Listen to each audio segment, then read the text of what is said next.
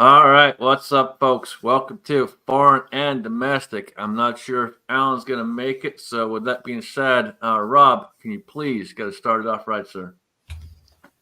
All right. I pledge allegiance to the flag of the United States of America and to the republic for which it stands, one nation, under God, indivisible, with liberty and justice for all. Awesome. Thank you, sir. Much appreciated. We'll start with you, man. How you doing this week? Doing okay. Busy as usual, but doing all right. So nothing I can really complain about too much. So got Awesome. some great news. A friend of mine finally decided to reclaim his man card and get some 22 in his possession. So I was happy to hear about that. No idea who that is.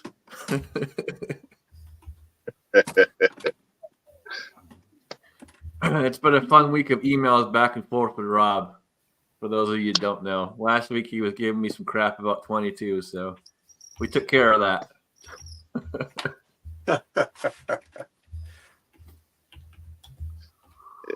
Gotta have some 22, man.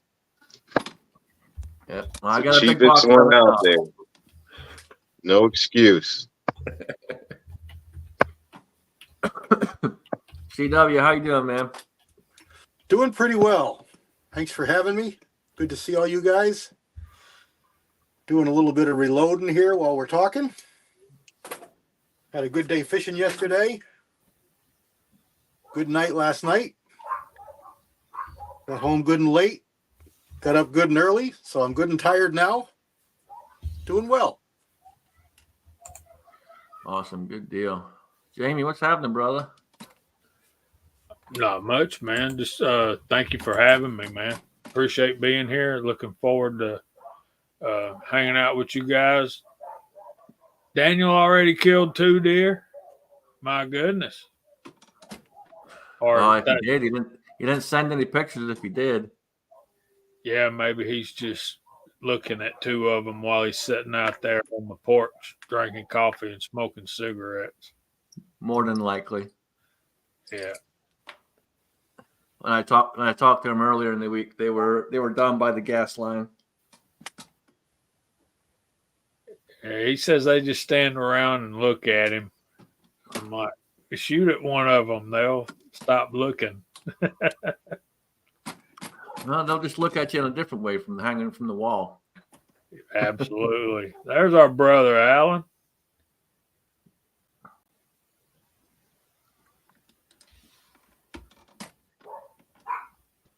I just got back from a scenic car ride with the lady, and we must have seen 100, maybe 200 deer, and they were all like within 100 yards of somebody's house.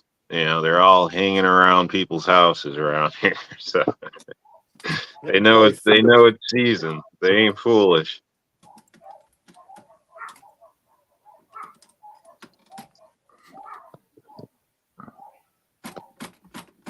Yeah, I've seen more this past week.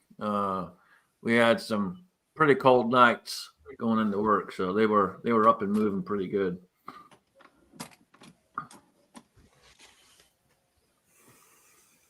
Funny enough, right before I got to work, right around the corner from work, running right across the street. Probably a sign telling me not to go to work, but So, Bearded CB's out there. Alan's joined us.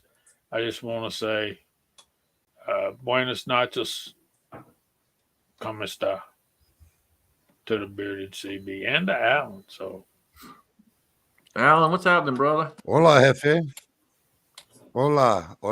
¿Qué pasó, mi amigo?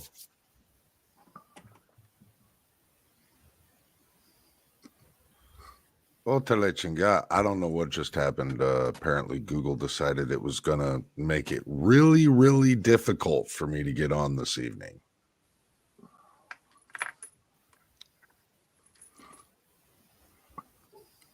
Yeah, I was having issues earlier trying to get things set up. It didn't want to work for some reason. I'm not sure what was going on there, but good old YouTube didn't want to work right. Howdy, Edward. Man, already got everybody and their brother up in here. How late am I? Holy shit. Jeez. Thanks for joining us. We'll see you next week. We started early, Alan. We've been on the air for 10 minutes already.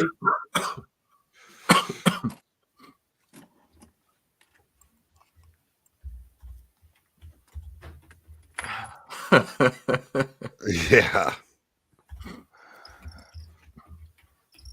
Yeah, and that place is dead. I tell you what, I'm kind of glad, but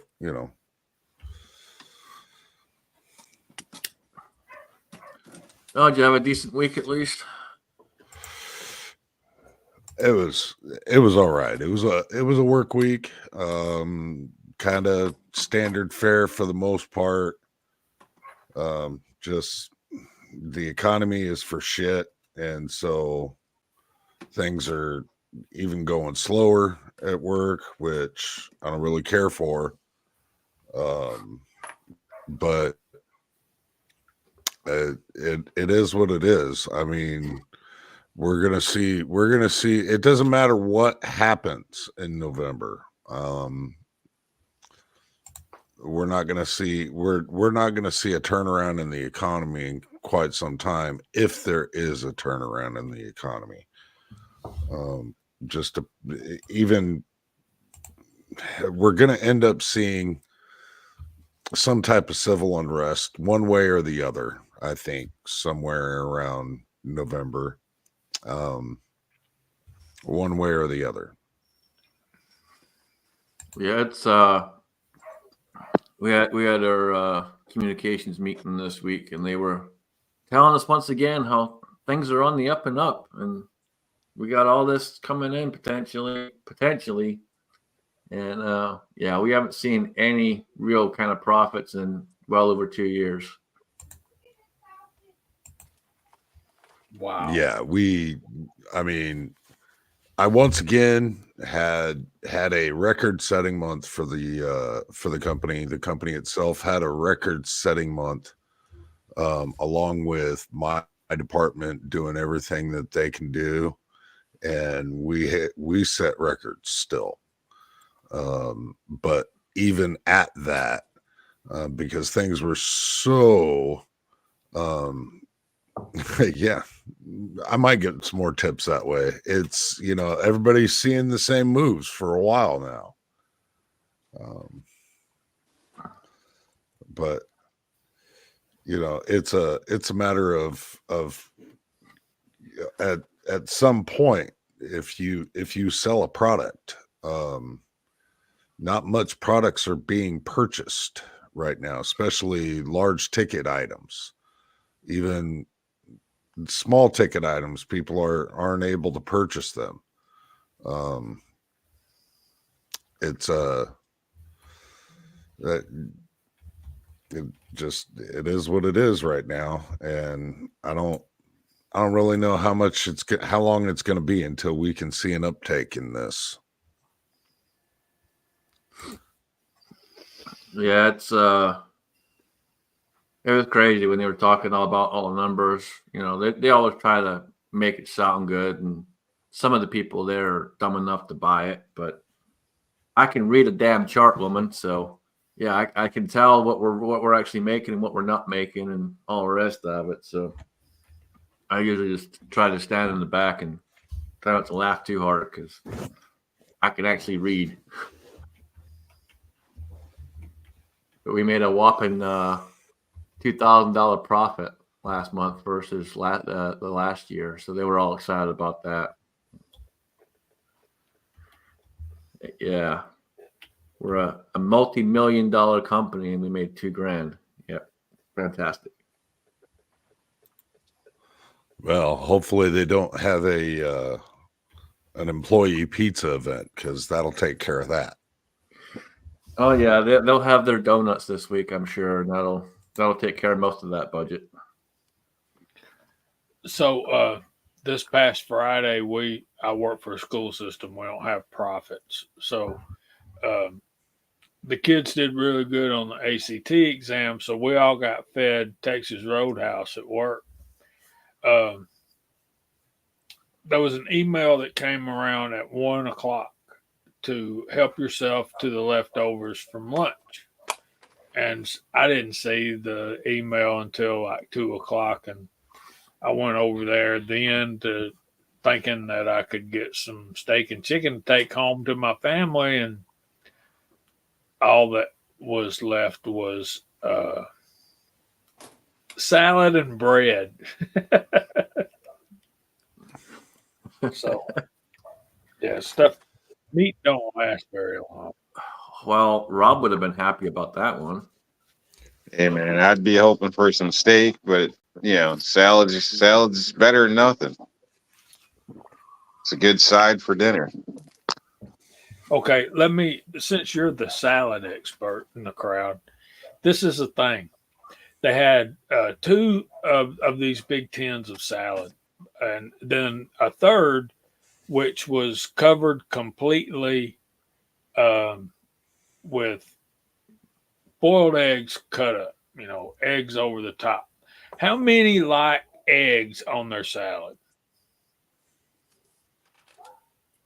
I'm happy with eggs on my salad. Yeah. What is the kind? It's a what's the kind of salad that has eggs on it like that? There's a name for it. You're correct. I'm not sure. I just throw it on if it's an option. I don't know because I don't eat salads. I eat man food. I don't eat salads. Yeah. How do you keep that girlish figure? Already walked into something. He's He did not. got a hole in his leg that food falls out of. That's how he keeps that figure. Trust me, it's catching up to me. It's catching up to me. We got Jules out there. For those of you don't remember, Jules, that's Ed's wife, and this past week was the 6-year anniversary of Ed. So good to see you, Jules. Man, time gets away, doesn't it? Golly. So, and that statement right there is absolutely 100% true as well. So yes, there's that too. TMI, brother. Don't nobody need to know that, nor do we want to know that. There's got to be a latrine somewhere around me because So it doesn't stay in long. So I feel so vindicated. Tacos and French fries, no egg in the salad. Daniel gives the barf sign, and Pat in the bunker has joined us, but we can't see anything. We can't see his face. We can't see his avatar. What's up, man? Oh, not much. Literally just got done weaning 120 head of calves about 15 minutes ago. And I don't want to take over everything, but you've been talking about harvesting. What do you grow on your farm? Alfalfa, rye, corn, soybeans, sometimes milo, sometimes wheat. Just depends what we have in rotation. And we do sedan grass, feed, whatever you want to call it. Big stemmy, stocky, triticale. Yeah, that's roughly about it.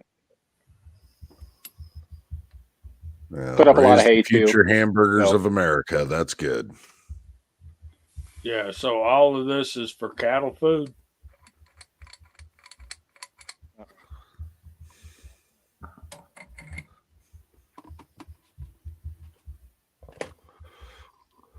So is all of this for cattle food, Pat?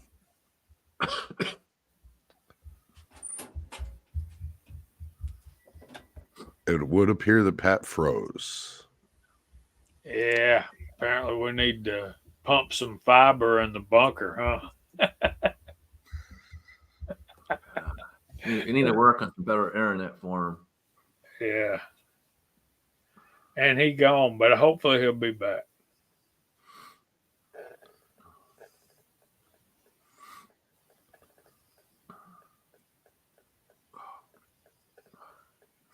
So, did you manage to get out and shoot it all this week, Alan? I originally planned to go out today. Some other things came up, and well, since the button up, and that just didn't end up happening. My plan all week was to get out today, and those plans got shot down. Gotcha. Yeah, I was gonna go out and shoot out back today, and then landlord showed up to work on the tree outside, so that didn't happen.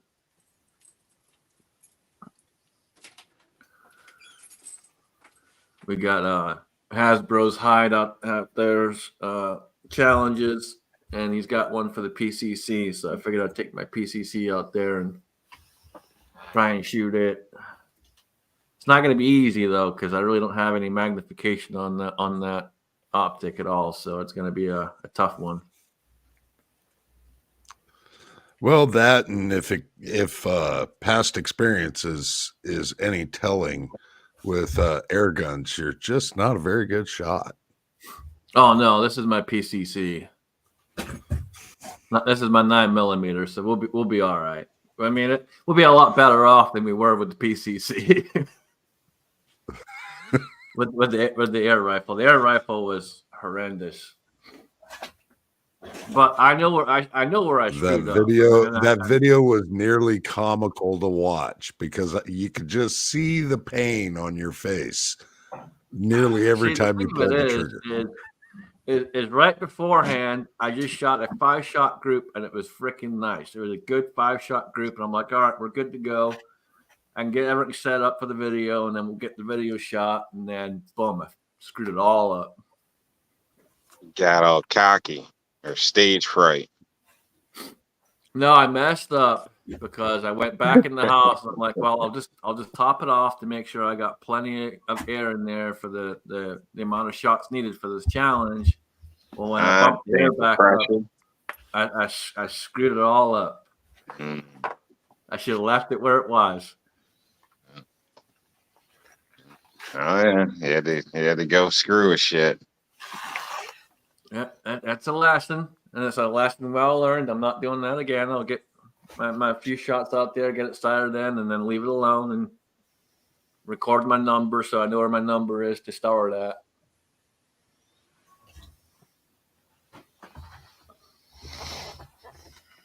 And part of the issue with that too is I haven't got out there and done a whole tuning process with it. There's a whole tuning process to it that 6 shooters thrown out there before. I just haven't had a chance to get out and really do that because it takes a little bit of time. So My air guns are cheap.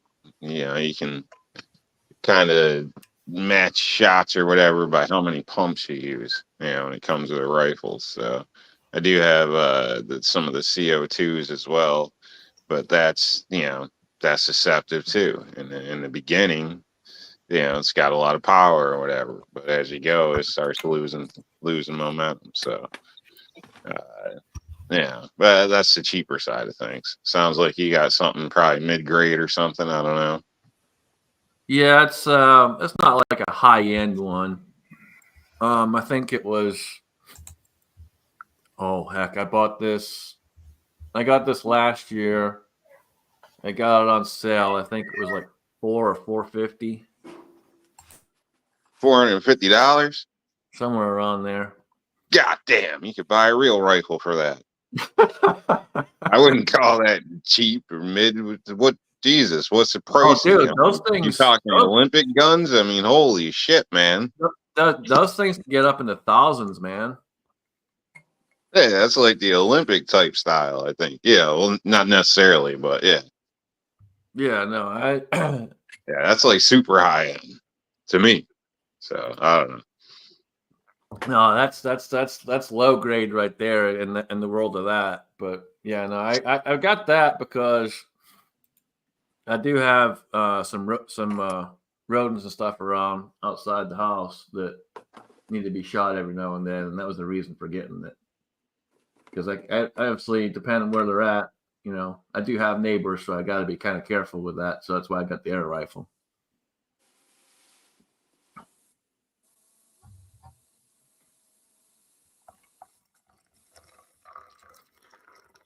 So while you say it's expensive, it was worth it for the purpose of what it's for.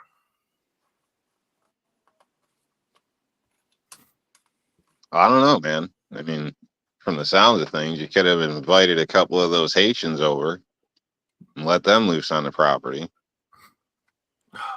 There is that. There is that. Maybe I should invite them over, get them over here, and then I can send them down to Fuzzy. That's hilarious. Like, hey man, I'll send them a message and let them know, hey man, I got some friends coming over. They're bringing you some General Tso's chicken. All right, maybe that was a little much. I'll pull it back. But, yeah, I don't know. AKA pack rats. What? Can I say something? Again, I don't mean to barge in and take over anything, but I need to talk to Mark for a minute. Mark, MCK. I got these boxes. Y'all may be interested in this. I don't know if you can see this. Hang on, Jamie.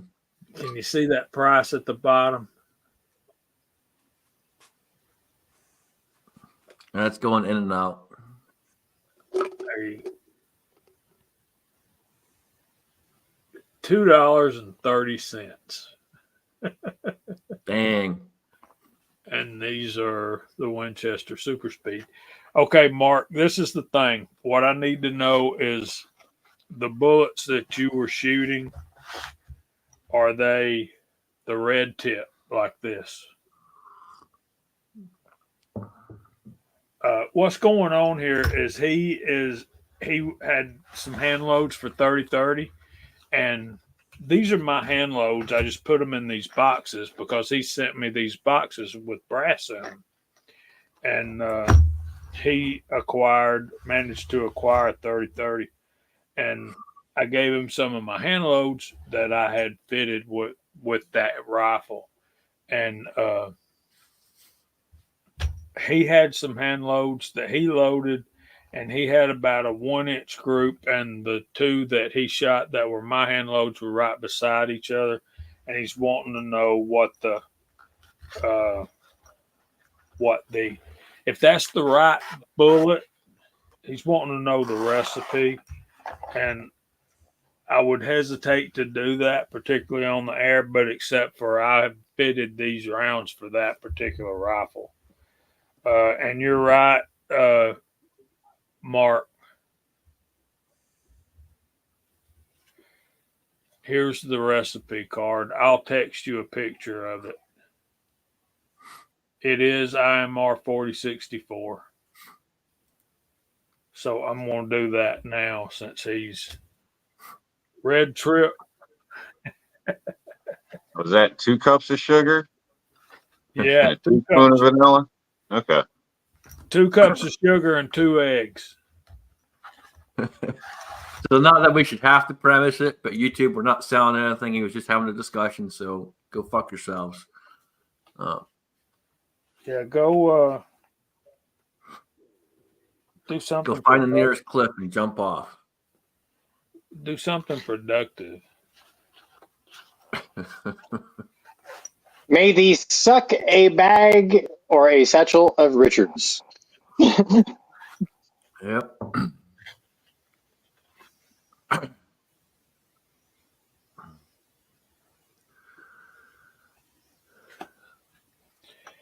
Yeah, I forgot. They're the way they are. I hope I don't get us in trouble. You're fine, brother. They can go fuck themselves. We'll be fine. So I missed the chat Friday. What did you guys talk about Friday? You talked about all the the shit you do, you don't want nobody knowing about. Yeah, probably. Talked We about talked that. about how we miss you when you're not there. Yeah. Yeah. About that $20 you borrowed from me when you were drunk like 2 years ago. Well, I haven't seen you in like what 5 or 6, so it wasn't 2 years ago.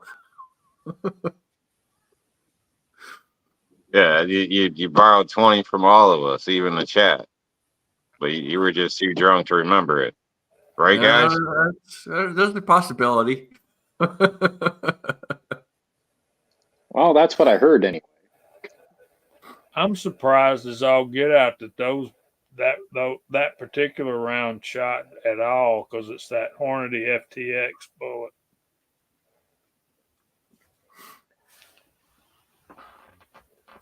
I'm a big fan of the Hornady stuff. Their bullets and stuff are really good.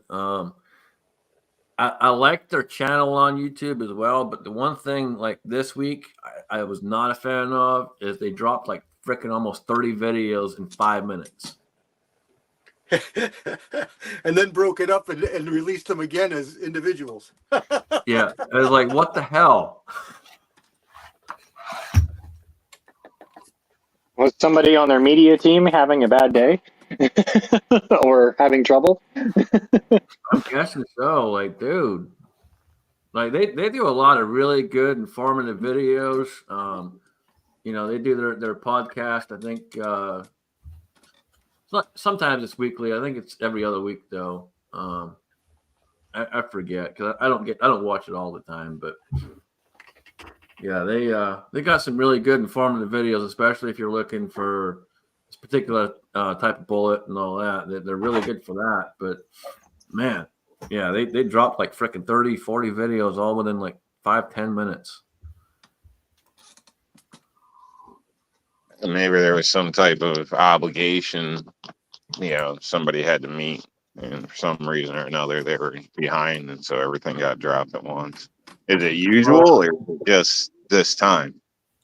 It was just this time, but it was all different new products they were showing off. So I think someone just recorded them all. What's that? 2025 stuff. So it's like, well, I guess it's October, but yeah. Yeah, they usually will let you know in advance of what's coming out, but yeah, that was kind of ridiculous. So it was just too much at one time, a flood of stuff going on. Andy got hit by Rumble. That's not good. Rumble. I can't imagine that. They deleted his account apparently. Rumble? Yeah.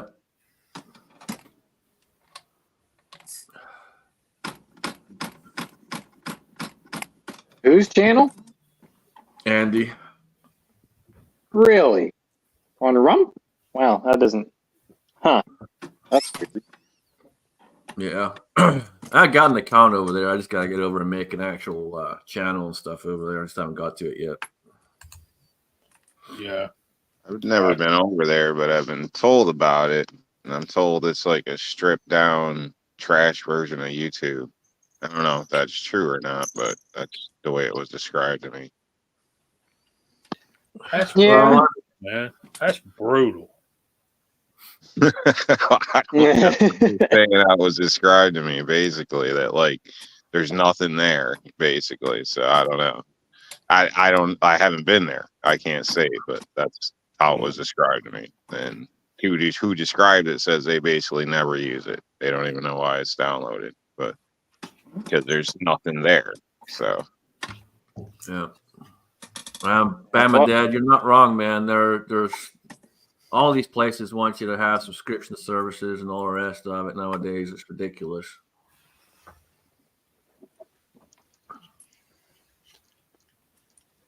Like even a bunch of the free stuff that you're trying to get a hold of, whatever, they always want you to sign up for this or sign up for that. And next thing you know, it's not free anymore. And a lot of companies are selling information these days, believe it or not. I don't know exactly where they're selling it to, but marketing all that. So there's a lot of people thinking that's what's going on with the job market because people have applied, and they don't get any calls back out of like 100 jobs, 200 jobs. They might get 1 or 2 calls or something. This is just from what I'm seeing on videos, so I don't have any personal information on it. But a lot of people are starting to wonder, are they just selling people's information? Because you got to put a lot of information out for jobs. So, or they'll again see the same job reposted a week later after, supposedly 100 people applied or whatnot, or something ridiculous. Yeah, I would have to agree that there's a lot of more selling of information going on for sure. I can tell you in the past month or 2 months, roughly somewhere around there, I've gotten random messages from companies about doing remote jobs, doing this kind of job, doing that kind of job, stuff like that. And I don't know where they're coming from. So obviously someone's selling something somewhere. I get a lot of weird stuff too, and I intentionally don't sign up for anything. Like even like Brownell's newsletter or any of this type of shit or whatever. I don't sign up for none of that shit. If I can't shop as a guest, then I don't shop there. It's usually the way I go. So, but yet I still get flooded with a bunch of stuff as well. Yeah. Well, part of the problem was back in the day, I signed up for all of these different companies because, that way I was one of the first in the know for a lot of the stuff. And even when you say you want to unsubscribe from this or unsubscribe from that, they still got your information. So it's worse than that. Here's what happens. When you unsubscribe from a particular entity, they turn around and sell your email address to other entities because they can prove that you are a legitimate email address. So when you unsubscribe, you prove that you exist, and then they can get money for your contact. Does that make sense? Yep. They don't like it. It makes sense.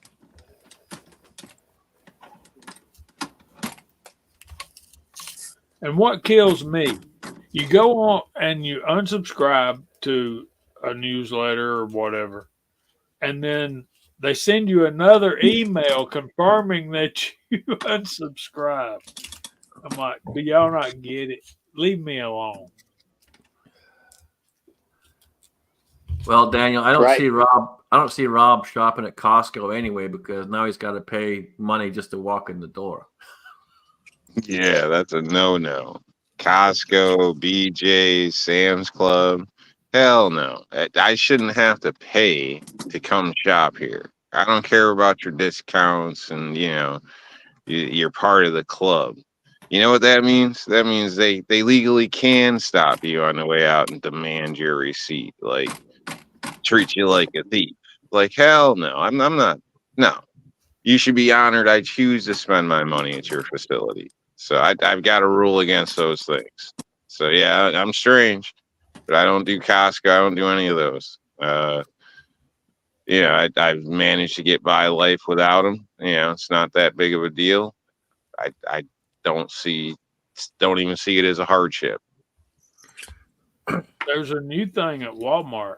I bought 2 items the other day, and it locked me down. And a associate had to come over and clear my purchases because the computer that I was checking out on sensed by some form of software, obviously anti-theft software, that I had put more than the 2 items that I was purchasing into my bag. And so a guy had to come over and check and make sure that I hadn't put more items in my bag than I had scanned. Yeah, I don't do self checkout unless it's absolutely freaking necessary. You're not paying me to check myself out. So There's been a lot Oh, of it's cases pretty much lately where, necessary in any Walmart you walk into nowadays. They'll have 15 lanes, and then they got the self checkout, but they got one lady working in the regular registers, and she's about 87 years old and doesn't know how to stop talking. More or less check you out in any kind of a timely manner. She's just there because she's lonely at home entirely too much by herself.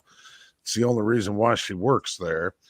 And then the only other registers that are open are the self checkouts. another problem they're having at self checkouts, and I've experienced this myself at a local grocery store. Say a gallon of milk, for example, will be $2.99 on sale. You get up to the register, it'll ring it up for $3.99. So you got to keep an eye on the stuff because they accidentally make errors in the store's favor, and apparently it's quite often. Apparently Walmart got hit with that just recently. But if you think about how many shoppers go through, if you get an extra quarter off every order, that's a lot of money. It adds up. So I don't know if the machines are being programmed to glitch. This might be getting conspiracy here or whatever, but keep a good eye if you are forced to use those on your actual totals, because they're a scam's a scam. You know what I mean? I don't know. Yeah, if it's worth it to You mean you or like the not. computer's wrong? Like you vote for an R, a red file, and you get a Yeah. blue one? That could never Yes, happen. yes, this actually happens even at the grocery store. So keep an eye on it. I'm one of them people where usually, unless I'm getting, a whole shopping cart full of stuff, but if I'm just getting a couple items, I'll already know what the total should be by the time I get to the register. It's I should know what change I'm getting back and everything. I just mentally do that. It's something that's just been in my head since a kid or whatever. But if you're not like that, you should pay attention because little by little they might be nickeling and diming you. CW, you beat me to the punch on that one.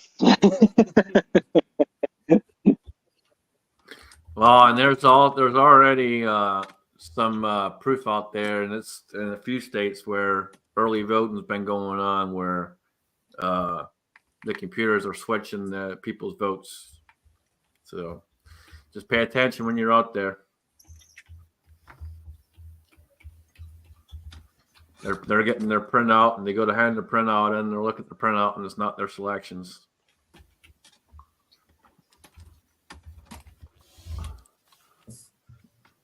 There's the boom. What's going on, Boomstick? So Willie's videos are still on YouTube right now, Jamie. But I'm also in the process of downloading all of them too. I haven't done any in a while, but I need to get back on that. Yeah, one of them popped on my thing the other day. One of Willie's videos. Yeah. As of right now, I have all the Mr. Holsters. I have a bunch of C-Maxes. I still got to finish C-Max as well.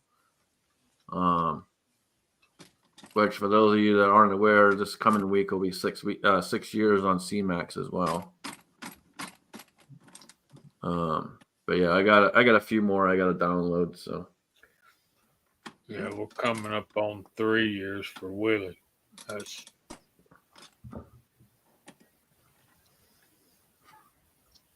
So you guys heard this recent bit about the military being cleared to fire on American civilians?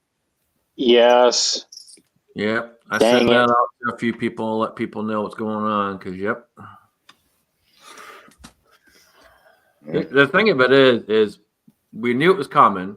I've been saying it for a long time, pretty much since the last one, that this was probably going to happen. Me and Daniel talk about this kind of stuff a lot, and it's just surprising they put it on paper. Well, it's nothing new. It's ancient.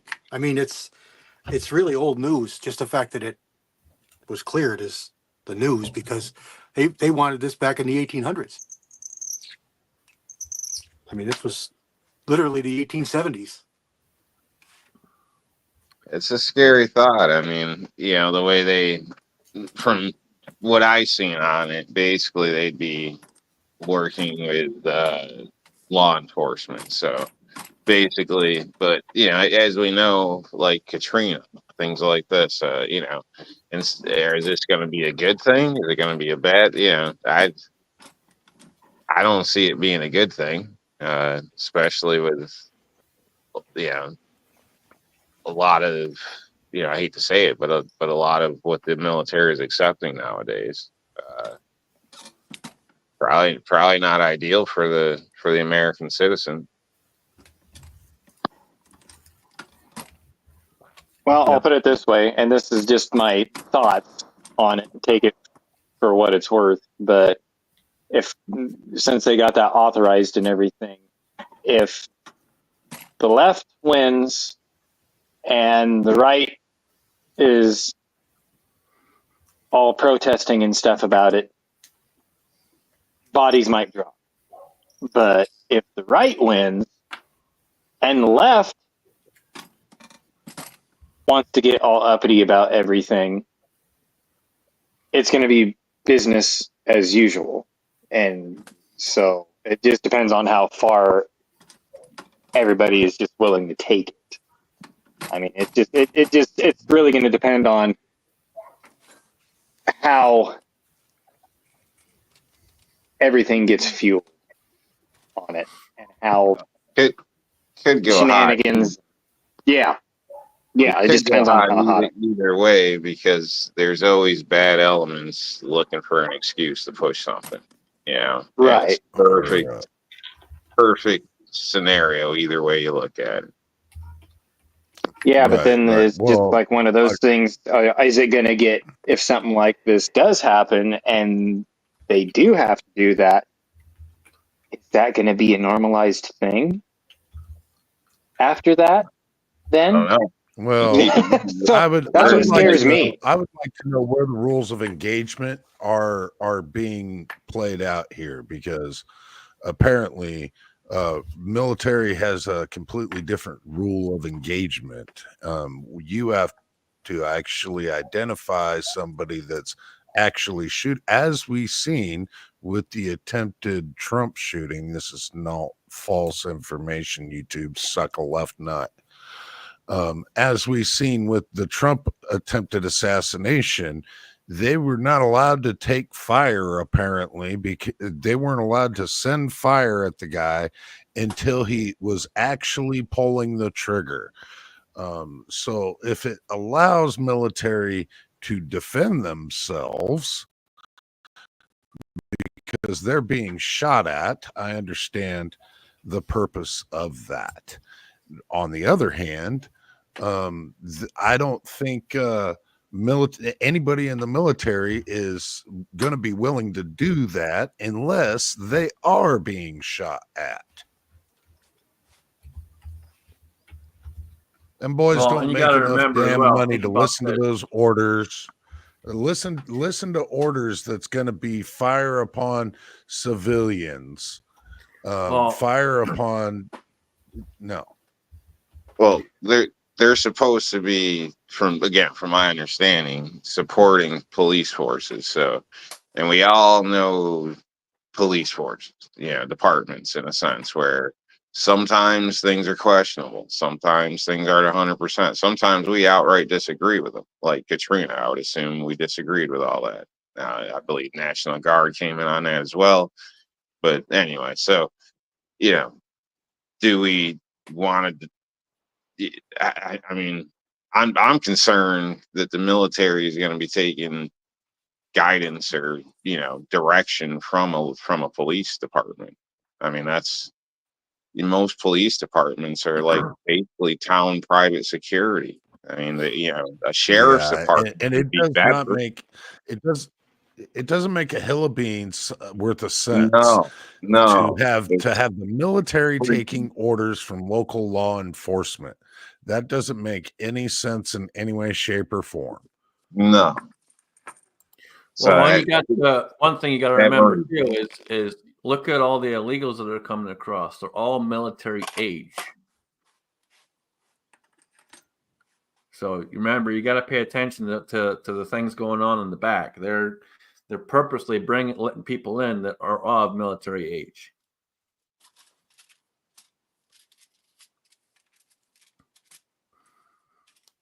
And not to forget, also there's also a bunch of Chinese operating over here that have things set up to their own police forces as well. So bear that in mind.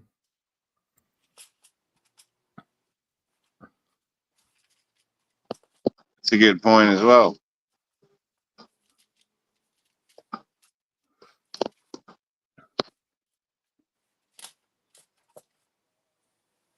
Yeah, I don't know. The whole thing sounds kind of sketchy to me, and the timing and who's per se in power at the moment.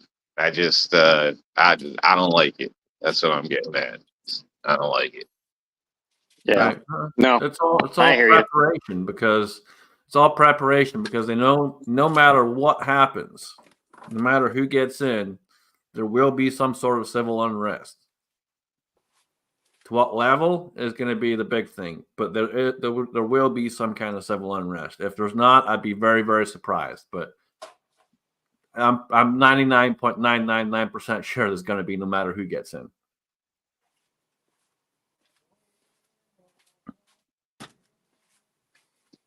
Now, this kind of reminds me of a card I got when I was in basic training, where it had a little yellow card. There's a questionnaire. We got little pencils, even though you're always supposed to have stuff on you. But anyway, it's just a weird thing out of nowhere. And they had a bunch, I don't know if it was 10 questions, what it was on there, but, that was one of the questions. Basically, would you fire on American citizens? Would you take orders from a foreign commander, or something along those lines? So it was kind of strange. It was supposed to all be anonymous, but you know how that goes. So I don't know. This kind of goes along with them vetting people out for the last decade, if not longer. Oh yeah, we get anonymous surveys at work. Yeah, I'm not stupid enough to fill one of those out. You didn't have a choice with there. You had to fill it out. So, well, I don't know. Nobody didn't fill it out, but how you answered was all on you. You know what I mean? So, Right. So there are a lot of people just said what they wanted to hear, but there was also a lot of people that were like, hell no. So Right. nothing happened to those people that because nothing happened to me. Well, nothing good happened. Never mind. I wish somebody could explain to me that the ones that were saying, oh, well, it's just peaceful protests while businesses and everything was being burned to the ground. It's just peaceful protests where they're just destroying shit everywhere. Looting, it was just absolutely rampant. Explain to me how those same people that were calling that peaceful protests are now the ones that signed it into for it to be military, to be legal to shoot on civilians.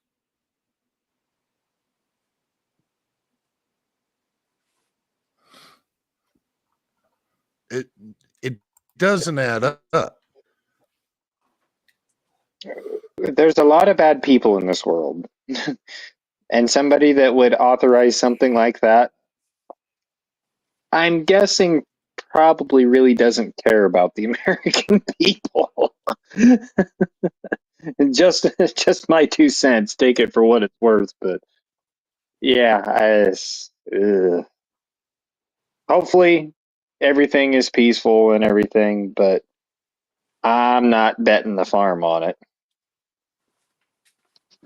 Well, is this going to be something that gets reversed if the presidency changes the way I'd assume we'd all like? Or is this one of those things that government does and we're just stuck with indefinitely now? That'll always be over our head. All I can say is, Lord, I hope it gets reversed.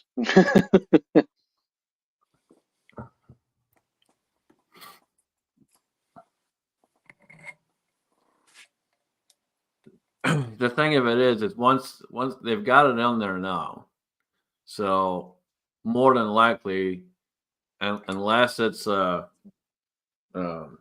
executive order, it's probably not going to get reversed.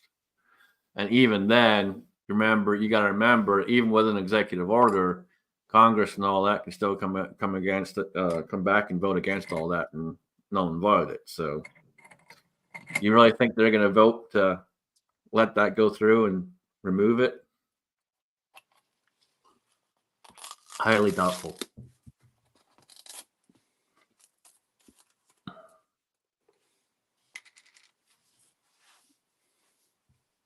Well, I guess we're going to find out. Yeah, hope it doesn't end up like the Patriot Act, where we're still dealing with that today. You know. Yep. That was a big bunch of bullshit there too.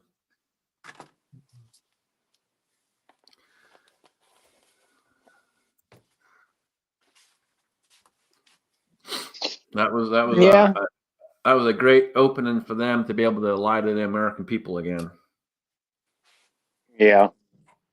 Well, and back when that was signed and everything, I wasn't really all that political or really kept much tabs on most of that stuff back in my younger days.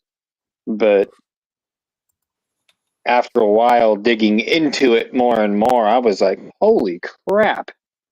And if people would sit down and read some of this stuff, it's just like, this is some of the most anti-American stuff that's ever been put in place.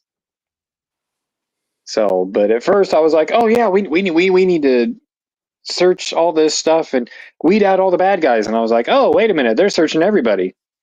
Oh, well, that's no good. Right.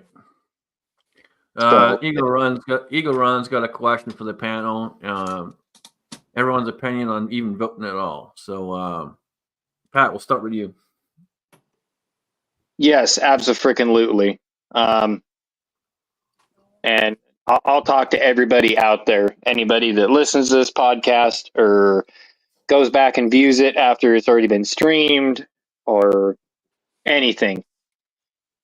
If you're out there and you are not register to vote and get out there and vote. Because some of those votes may come in awfully handy. And what's I think the last running total was around 10 million gun owners are still not registered to vote. Somewhere around there, 8 to 10 million.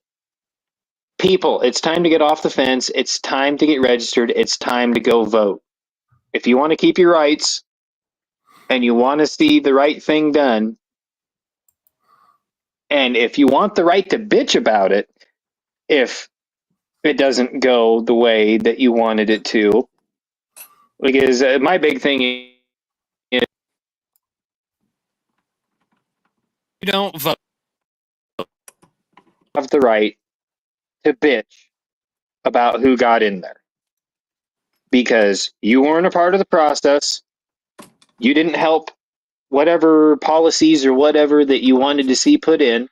So, but anyway, that's my that's just my 2 cents on it. But yes, get out there and vote. And yes, I am voting. All right, Rob. Okay, this question's vote or don't vote. Yep. All right. I would say vote. Mainly, the reasons Pat bring up, but despite that,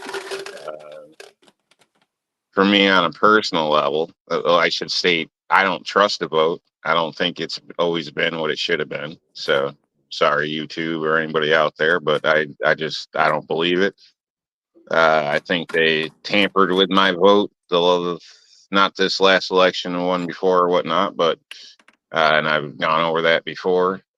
Due to the hearings, there was explained. Well, anyway, we'll turn this into a long story, but I don't trust it. I'll put it that way. But I still say vote for, if anything, for the reason of your own conscience. I'm somebody that's, in a sense, well, not in a sense, somebody that's willing to die for my beliefs. So if if you want justification, you need to do your part. You got to do everything you're supposed to do and hope it doesn't come to dying for it.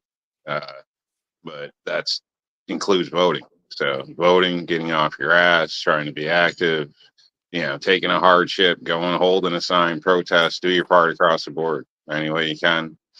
And, if you get backed in a corner and you decide to bite back, that's between you and God. But at least you did everything you could do. Well said.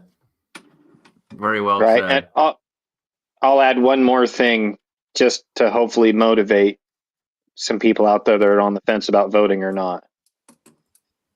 You can't stand for something if you don't get your ass off the couch. Pat Hirsch. Yep.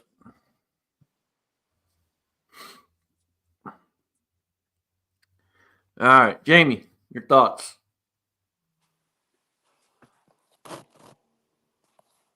He may not be back yet. I know he's went out to walk the dogs. We'll come back to him. CW. You got to vote. You got to vote. It's not an option not to. No matter, whatever you believe. I don't think any of us like last time, but if you don't, where are we? You got to vote. Yep. Alan. Well, positively, I'll be voting. I vote in everything. Everything that I'm allowed to vote in, I vote in. And if it matters or not, I can't tell you. I have no solid evidence either way.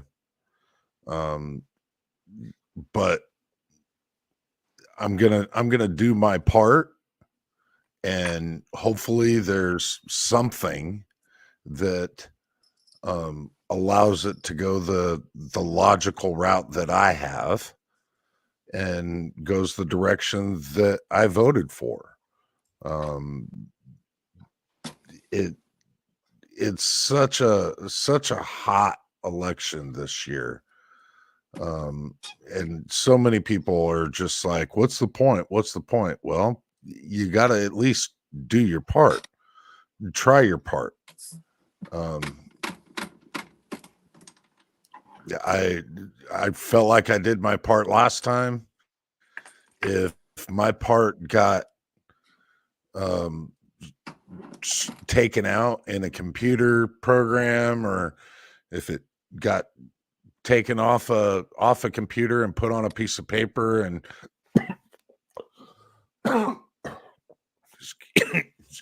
excuse me.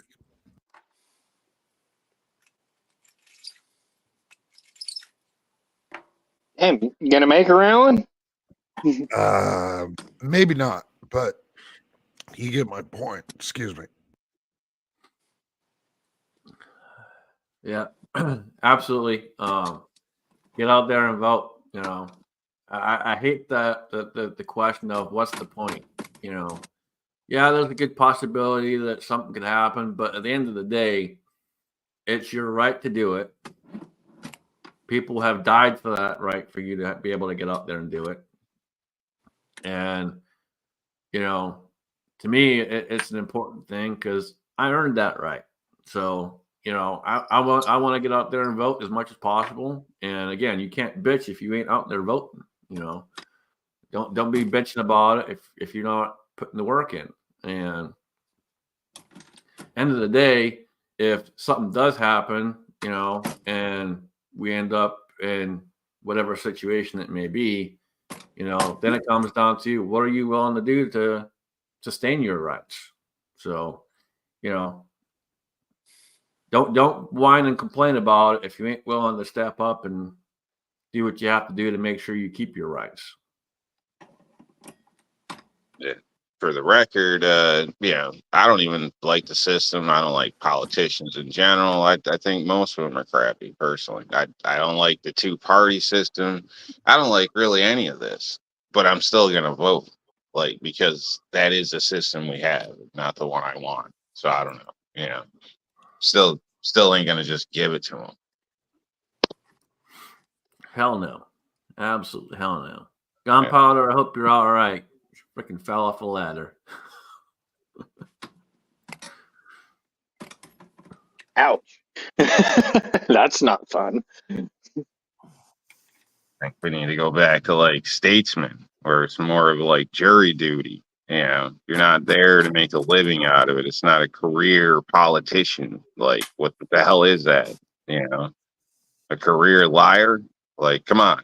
I don't like any of this crap. Just putting that, sorry. You guys bring it up, you're getting me going, but I think we're getting screwed.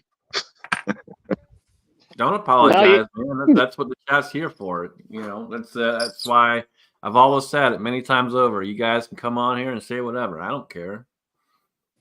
The whole point of it here is for you to be able to speak freely and say what you want to say and get it out there, But there isn't many politicians out there that live like we live. I'll put it that way. Not these career politicians.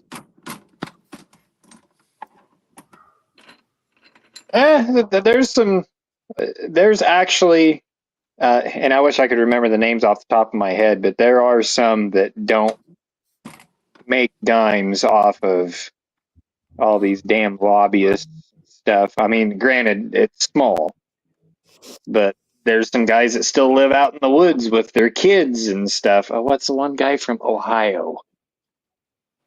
Man, he built his whole house and everything while he was in the Senate and everything, and he lives off grid. And oh, man, I wish I could remember that guy. That guy's really awesome, but he was an engineer. I'm not talking about Fetterman, man. He doesn't even count.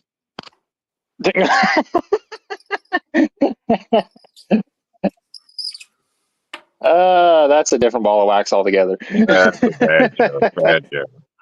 Yeah, no, I get you, Rob. That was funny. No, and just beyond that, it's our civil duty to engage and to be a part of the process. I mean, you talk to let's say MacMan or even Scotsman, and where they've come over and it's taken them a while to become a citizen.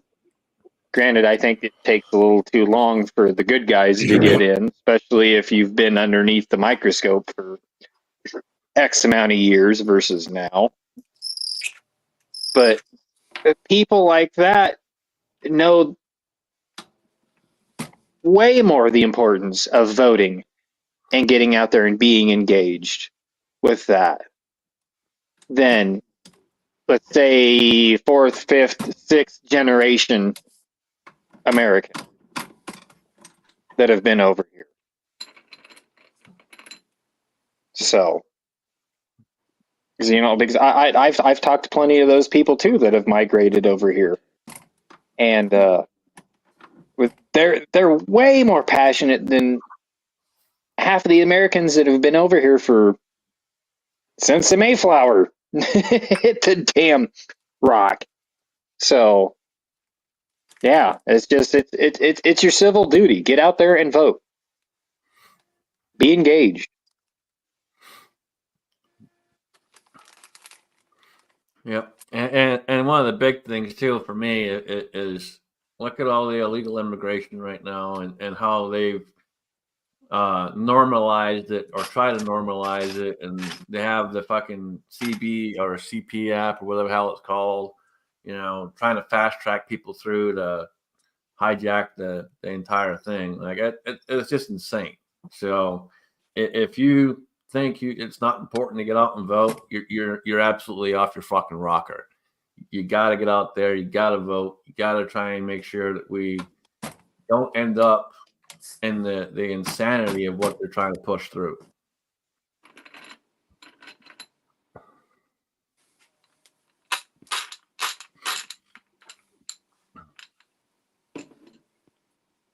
Yeah, we're in crazy times, but it doesn't mean you give up. Never. I mean, if anything, it'll lead to justification of the troubles that come. The days they are getting shorter.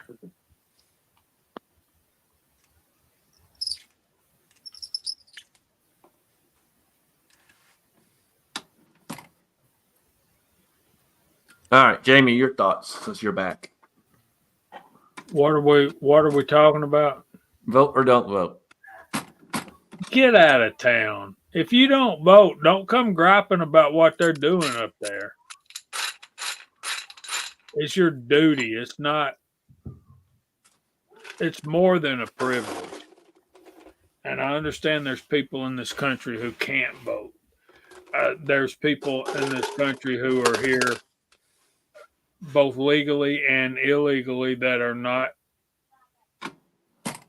blessed with the opportunity to vote, that are not citizens. There's people who are natives that have had their rights removed because of decisions that they have made, and I understand that. And yeah, it's your duty, and it's either you spelled it wrong, Daniel. Should I say it? Do I have to say duty to vote as a citizen? And yeah, you occasionally you'll be called to jury duty, but that's okay. That's part of being an American.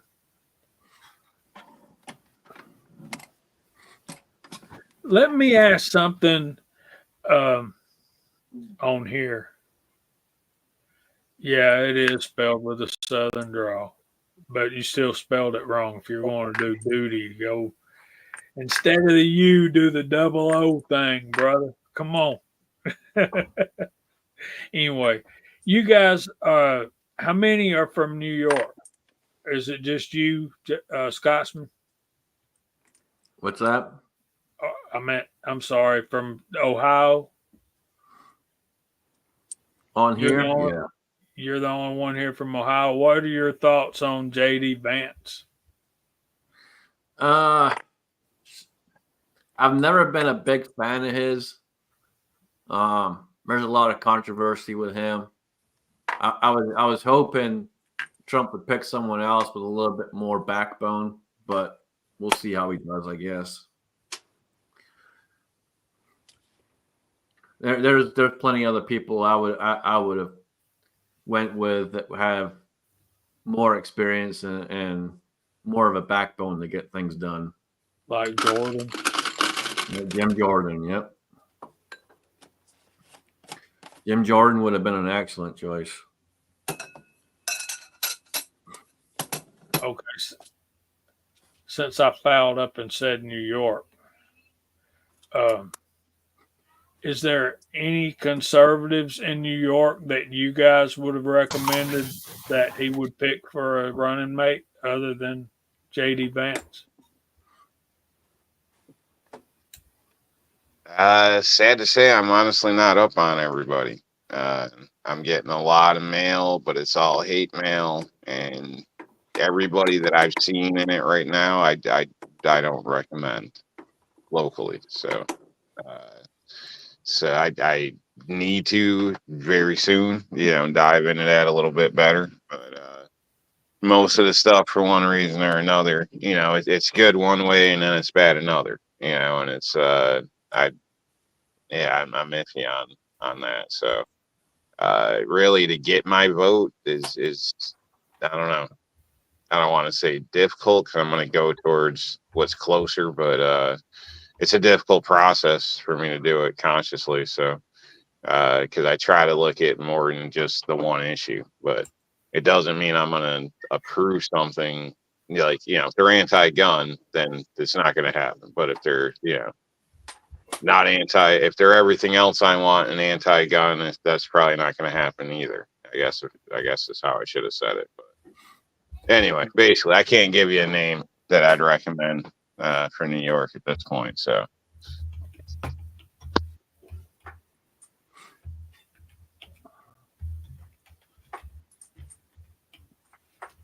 Like shit, I'm skeptical about Trump. I know you guys don't want to hear this, but versus Kamala, then it's hands down Trump, no problem. You know what I mean? But still, I think things should have been handled differently last time when I feel the whole thing was being rigged. I think we should have had the election looked at. I think a lot of stuff should have probably happened. So I'm not 100% convinced. I think he's way better than the other, but basically I'm a hard person to be happy in a sense. So I don't think you're ever going to be truly 100% happy, but I want somebody that I feel is totally out for the best of the country, for us.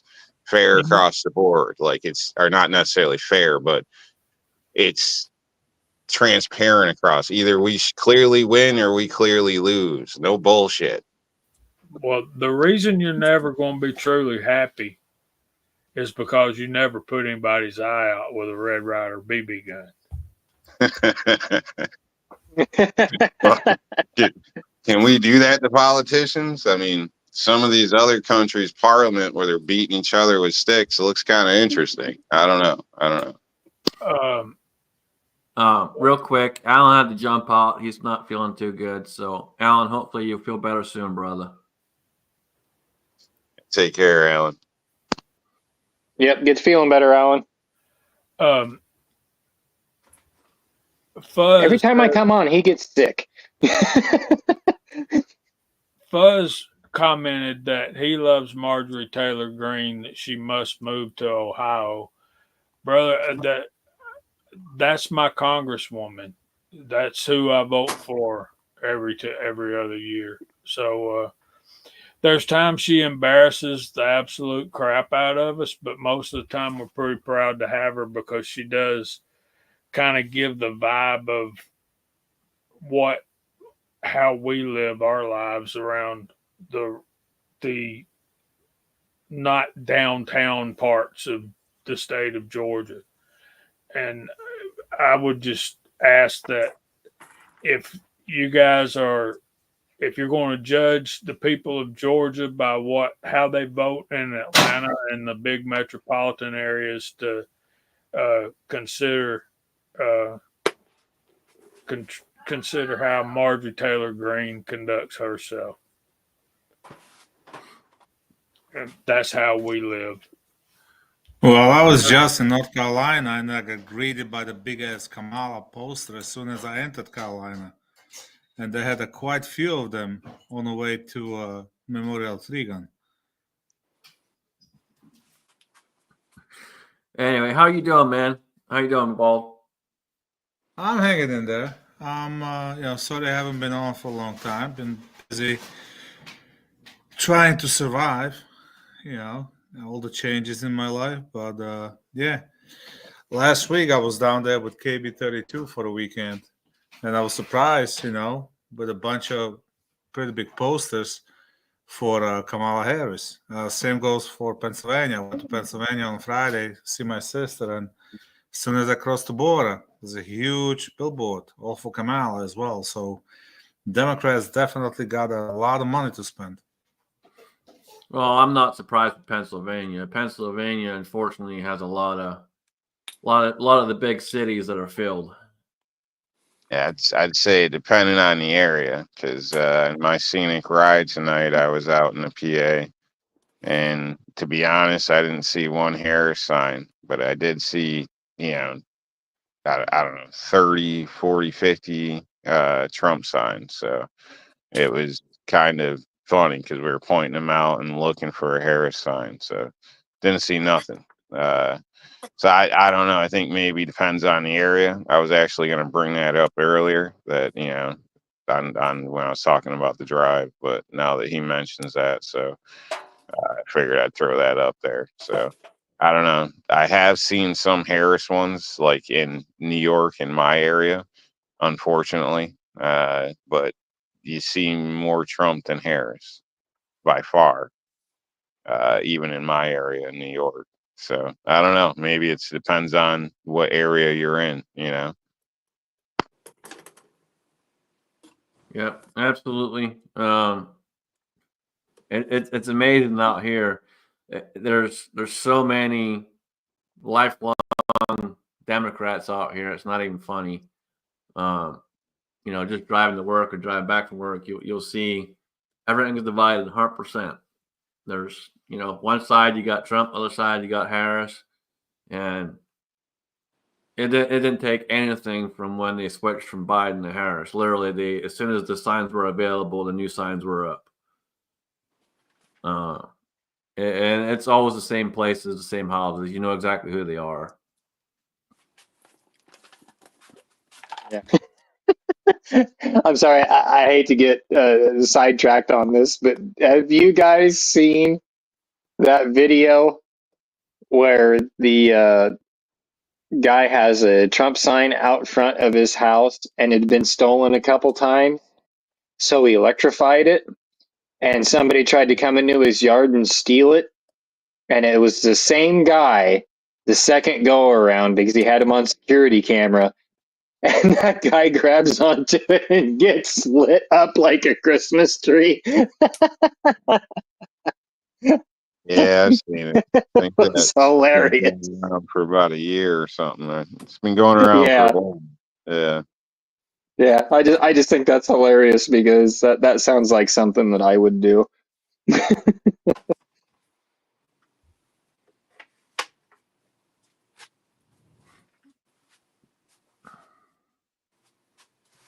You get a good 10 joule cattle fencer on a something like that, and yeah, you're gonna get lit up pretty dang hard. So is this all you guys been talking about, the politics the whole time? Not the whole time, but a good bit of it. We had a Alright, question. We got a question out there a while back, and that's why we've been on it. I got a gun related question, right? So I don't know if you noticed, I put up the short video from Memorial 3 Gun. There was a shoot off on Saturday night. Was it Saturday? I think Saturday night. And that video just went viral. I'm looking at it. I gained 1,500 subscribers in a week because of that video. That video had a 1.1 million views. And a lot of comments. Everybody wants to know what the secret is behind the rifle because the rifle didn't move. I mean, the guy that's in the video, the guy that I'm recording, he was actually RO at one of the stages. Super nice guy. And KB was commenting on his rifle. He said, "Watch this rifle. It doesn't move." But in all the honesty, his gun wasn't like super more stable than mine is, And the only thing that I really did to mine, I'm gonna put a link for the video. Only thing I did to my rifle is I have a standard PSA upper, standard PSA barrel. I put an SJC comp. I was running either 55 or 77 grain full power ammo, no reloads. And I do have a low mass BCG, but not like a super, lightened BCG. And trigger tech trigger, like no, basically just a trigger and comp, in my opinion, that makes the rifle just super flat shooting. So, and there was comments from the guys that, adjustable gas block, low mass BCG, downloaded ammunition, heavy cast bullets, blah, blah, blah, you name it. So what do you guys think? What makes a rifle, AR-15, super flat shooting?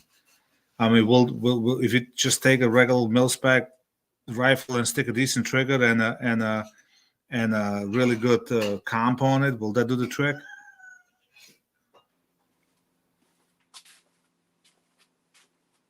I don't see how the trigger is going to affect, the trajectory of being flatter.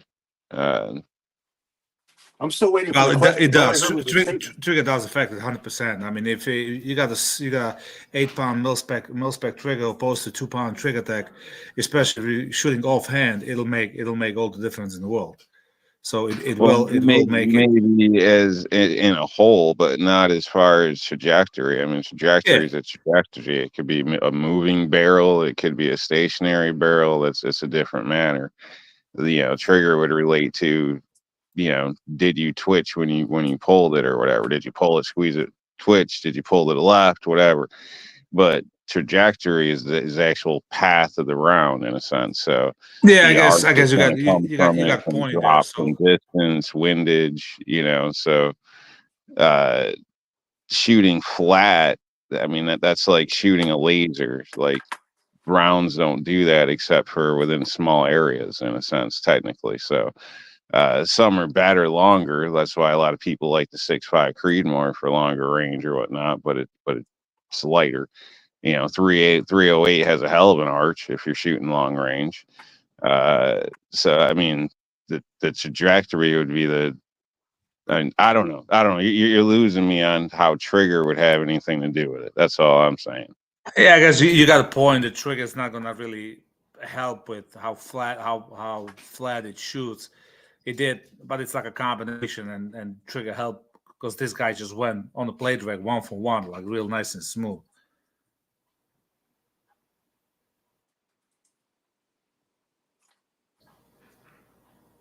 No, the big difference with a trigger is how quick you can make your follow up shots and stuff like that. That comes into play there for sure. Yeah, well, a certain trigger might help a certain individual pull a shot quicker or better. More uh, repeatable, I guess. Gosh, I'm having a brain fart here on the words, but uh, I think, like anything, any modification could help you in a certain way be more repeatable or worse or whatever. I don't know. So could obviously help get a good shot, but again, it wouldn't necessarily relate to the trajectory. So that would be more like, what, the round, how many grains, what type of powder, all that type of stuff to be a predicted performance. And then you're going to run it within a certain range of that performance to get the straightest you can get, I guess, if you're going for trying to shoot like a laser. Right. Well, and Uh, there's one thing that I'm not a big huge fan of is that, some of these triggers are $300, $400, $500 for a trigger, and I've bought a lot of triggers over the years, and most of the triggers that I've ended up picking up are at most $100, and they work just as well as these $500 triggers. So I'm not a huge fan of these high price triggers because there's plenty of good options out there that ain't anywhere near that high that work just as well.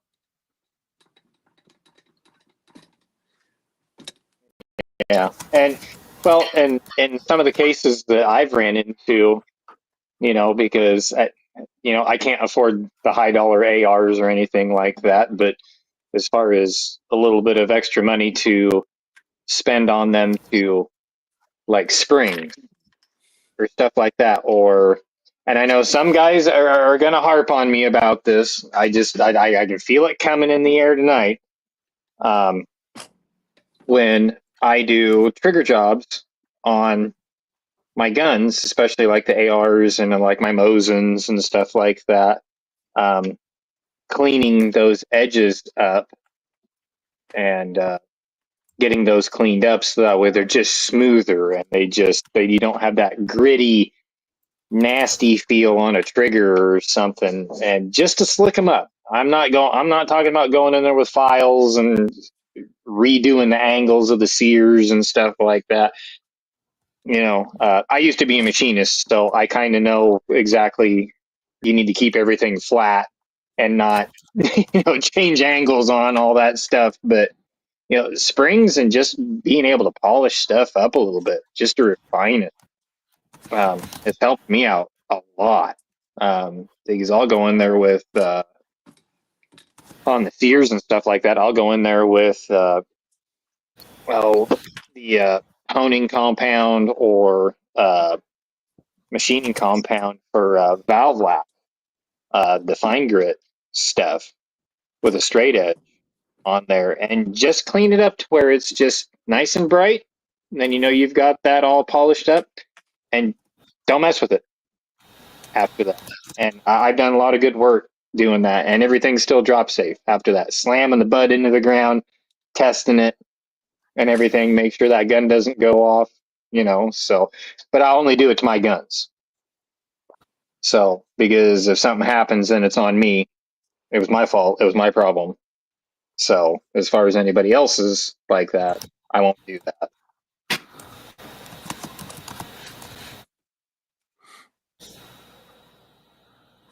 But then again, I used to be a machinist, and I kind of know the rules of all that stuff. So, but yeah, that makes a big difference. And I've got away with some pretty cheap trigger jobs, just flicking things up and just doing some springs. Well, I'm clearly not a machinist, but I've done basically the same thing. I've buffed stuff with like a Dremel buffing compound, cleaned everything up nice and smooth. Yeah. Not any kind of Yeah. angle change or nothing, but just doing a better job, polishing it all up and stuff, slap it together. Obviously, everything still works fine, and it is smoother. But I'm a cheap bastard. I don't think there's anything wrong with getting a better trigger. If you got the money, you want to spend the money. Try things out. Some things may be better to your liking than others. We're all different. You know what I mean? So maybe you like flat face, maybe you don't. Give things a try. If you can, try before you buy, because none of this stuff's cheap. So keep that in mind. But I don't think you have to, and depending why you're shooting, competition, anything like that, then yes, probably experiment. But as far as self-defense, defensive purposes, I think you can get by with a mil spec. Personally, I know that, probably debatable. You're going to call me a cheap bastard, and admittedly I am, but it's worked for years in lots of situations. So skill, get really good with it, and don't worry about how Gucci it is, and you should be fine. Right. And you got to remember, mil-spec is controversial in itself anyway, because it just has to meet certain guidelines that they want to have. That's all it is. So doesn't make it fantastic or this, that, the other. So just bear that in mind. Yeah, it's cheap, universal, but it's worked for years. It's battle proven. Is it the best thing out there? No, but you can get by with it. Oh, you can definitely get by with the mil-spec trigger, but mil-spec's not meant for the precision, long range, and all that. So it's like, and there's a mil-spec, there's a mil-spec. There's also Competition, shooting, all that stuff. You might want something better. Like I said, yeah, there's a big spectrum of mil-spec triggers. There could be a lot. I guarantee that you walk into any given armory, you pick up two rifles, and there's gonna be 2-3 pound difference in the triggers between them. So it's a good, reliable trigger. It's good for what it's meant to be. Obviously you go to competition. You want gun to stay as flat as possible, and you want the follow-up shots as fast as possible. So, the trigger helps with the follow-up shots, but so does the really good compensator, because it keeps the muzzle down. And like I said, I'm a big believer in compensator. The SJC comp's gotta be probably one of the best, if not the best, compensator there is. I mean, it's obnoxious, it's loud as shit, but it does work. It does what it's supposed to do. It keeps the gun, keeps the muzzle nice and level. And you can go watch my videos shooting that 3 gun, and every time I hose down the targets, you can see the gun's not moving.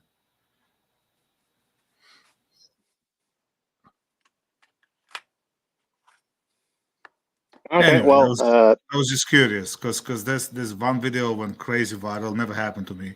I mean, in a week, there's like 1.2 million views, and I actually gained like 1,500 subscribers in a week. So that's a fluke for wow. my channel, that's for sure. Oh, Congratulations, good. Bob. Good on you, Bald.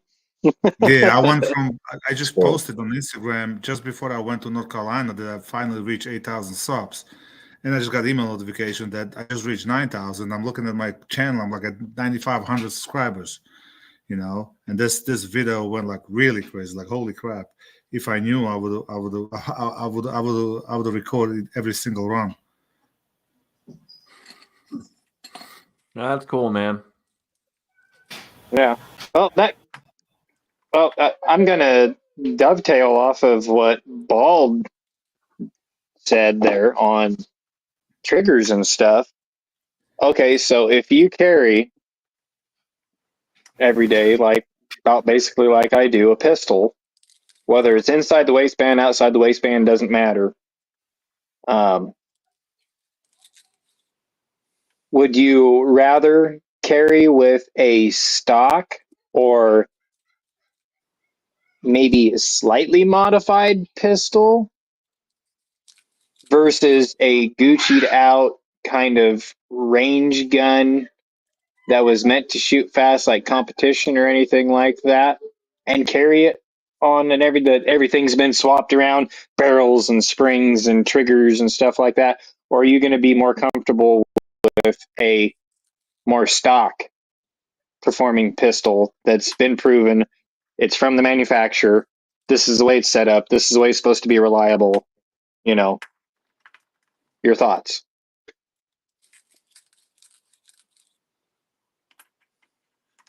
Well, my 2 cents.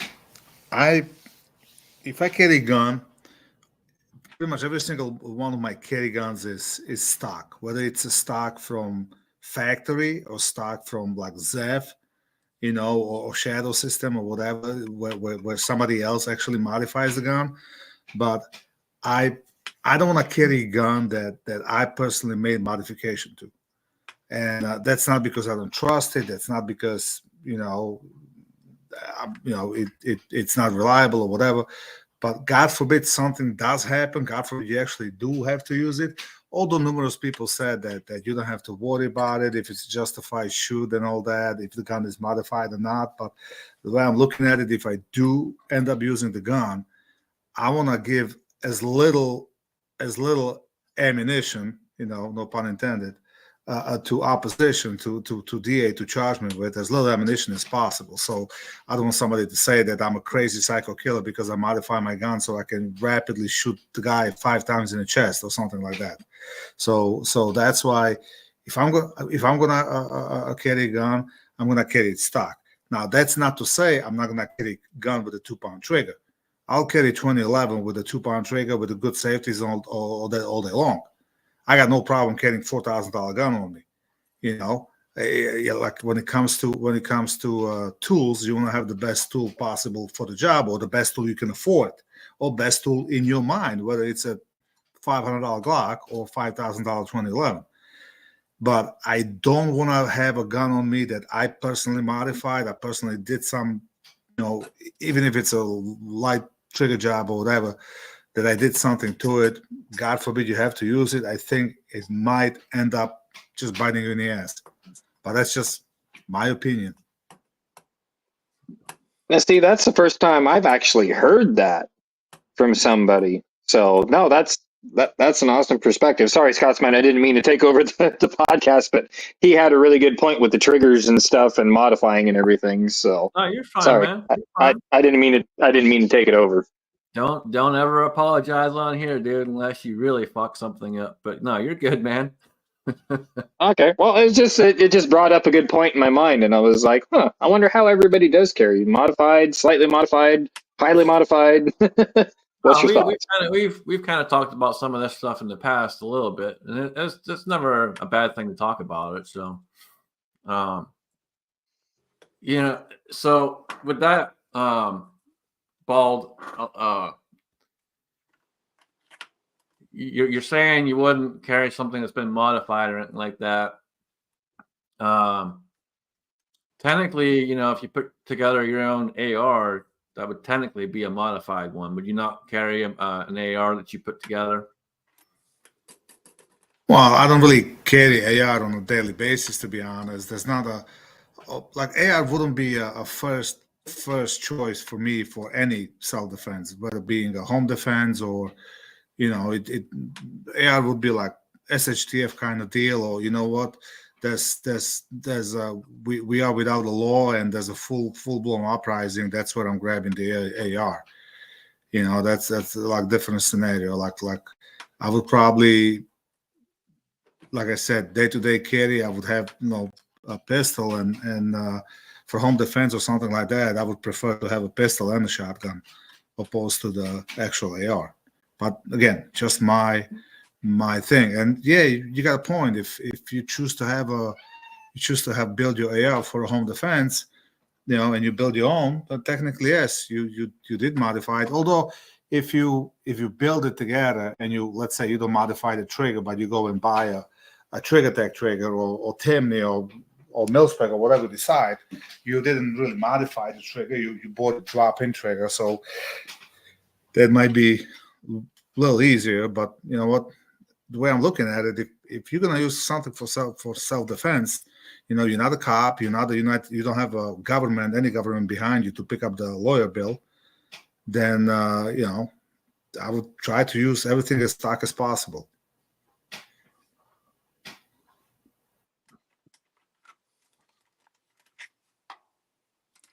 And it's a good point. There's and MCK's got it out there. It all comes down to litigation. And the thing of it is you got to remember, no matter what you use or what you do, they're going to come after you regardless because of who we are and what we're about. They're going to come after you regardless. So.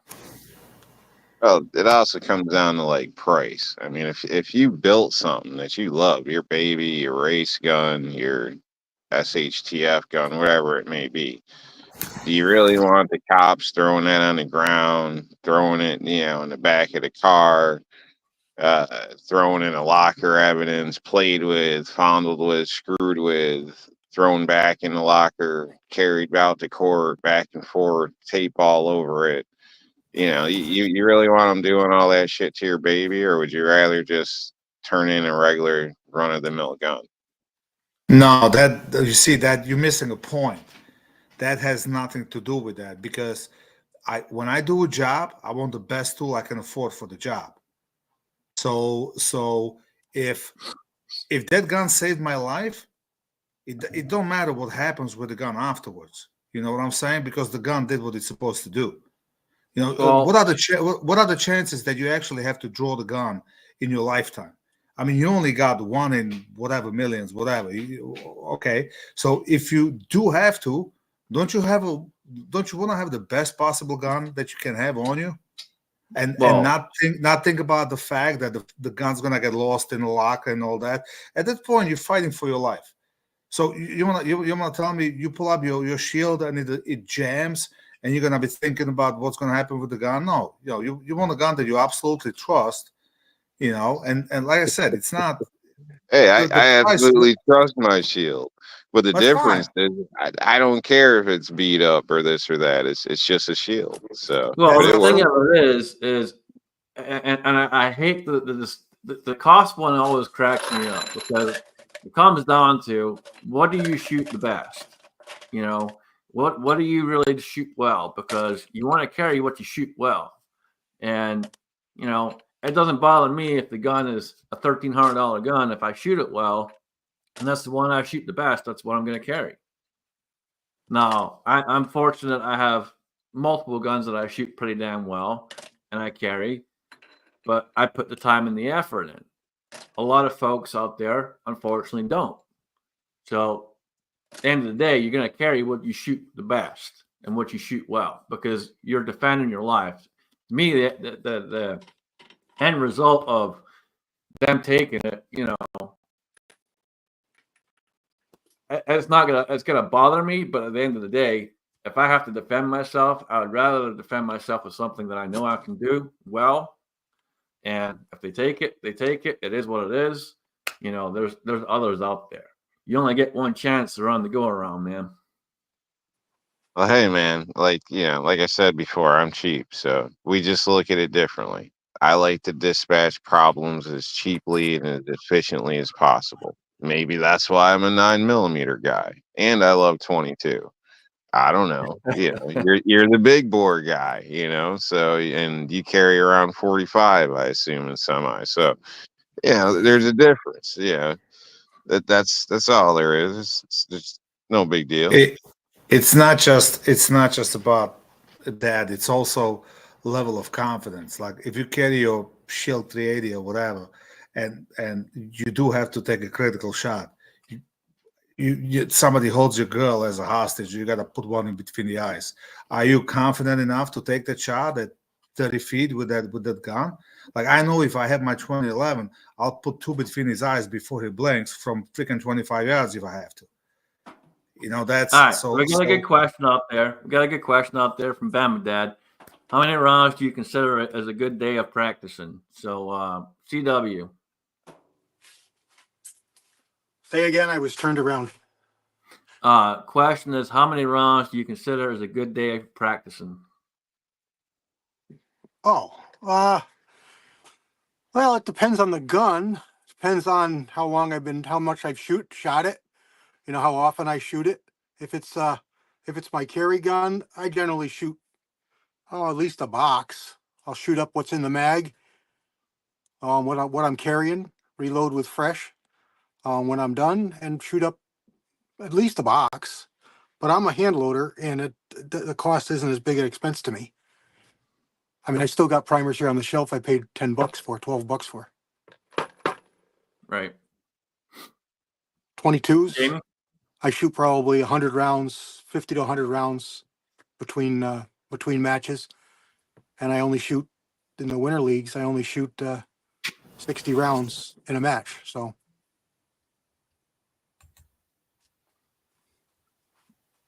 All right. Jamie, your thoughts? I think I consider it a good day if I can get 100 rounds through my carry and then 50 or 100 through a couple more guns. Now, this is handguns that we would potentially carry as an everyday carry gun, a self-defense pistol. Rifles, not so much. I think you can figure out what you're doing with a rifle in 5, 10, 15, 20 rounds probably. Because you're basically, when I shoot rifle, I'm shooting test groups or I'm sighting in a new scope on the rifle and getting it ready for deer season. You don't need that many rounds through your rifle. I think most people shoot rifles better than handguns.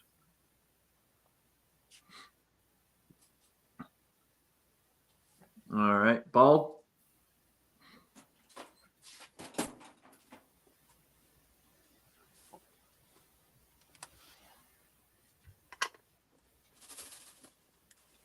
All right. Pat? Yeah, I'm kind of along with everybody else. My my two carry guns, P95 DC on the outside, or my 357 Magnum if I'm carrying on the ranch, dispatching coyote dens or stuff like that. I always try to put a couple cylinders through that a month just to stay on target with it. My concealed carry, my shield. I always try to put 100 rounds through it and do different offsets and angles, on mags and different steel targets just to stay up with it. And the P95 DC, I've had that one forever, and that one's like an old glove. I can yank that one out, and then I can just, that one's always been great to me. So, but no, I especially my carry gun. I always try to do 100 rounds a month. Now, Like right now, I'm illfully behind just because I've been doing cattle and harvest and everything else, which, I've still got time before the end of the month, but, yeah, always roughly about that 100 rounds a month just to stay current with it, just to get the feel back in my hands and just to make sure that I'm confident with it. So, and would it have to be 100 rounds?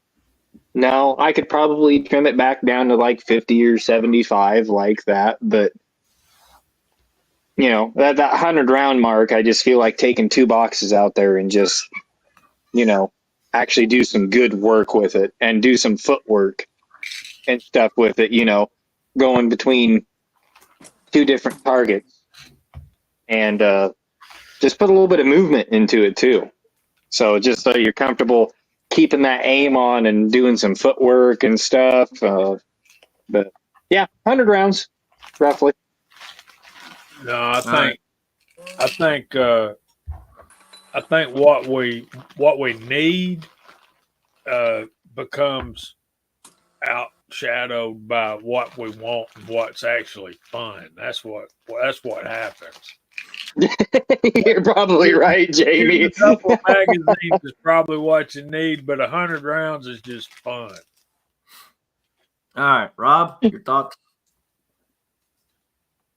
Well, the question was for a good range day. I believe that was the question. How many rounds do you think is a good practice day with your EDC? Okay, yeah.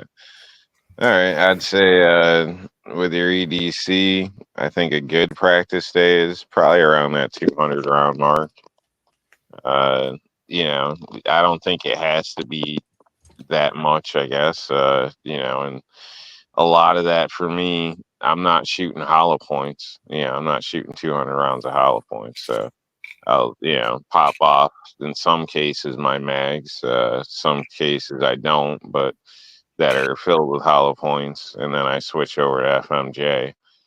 So, I'm saving money that way. But basically, for me, I think it's that works out usually to be a good day with your EDC. Now, if you were talking 22, it would be a lot more, rifle.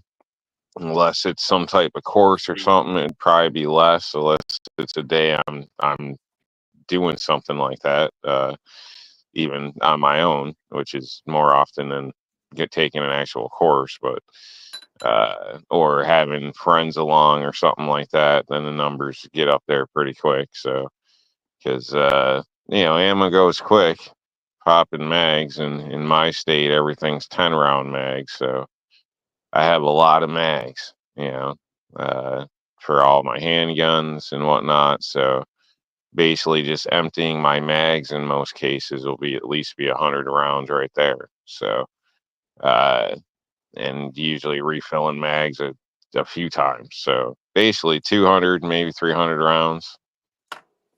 So, as an average, what I'd consider a good day, Yep. All right. Yeah. For me, if it's a semi-auto, usually around 250 or so. Depends on how much I got loaded up, but yeah, 250 or so usually. Revolver wise, usually around 50 is plenty.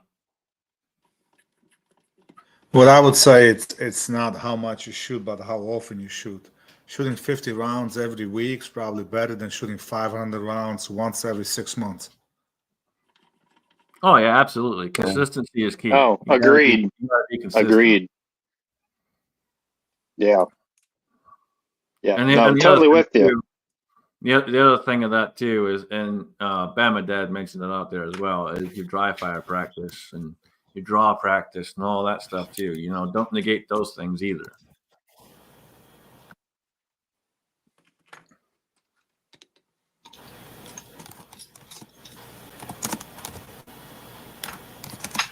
Yeah. No, that was a good point, Bold. Yeah. And the more often you can get out there and even just shoot a couple mags. If you could do a couple mags a week out of a pistol, so that's better than like what Bald said was like dumping 500 rounds in every 6 months.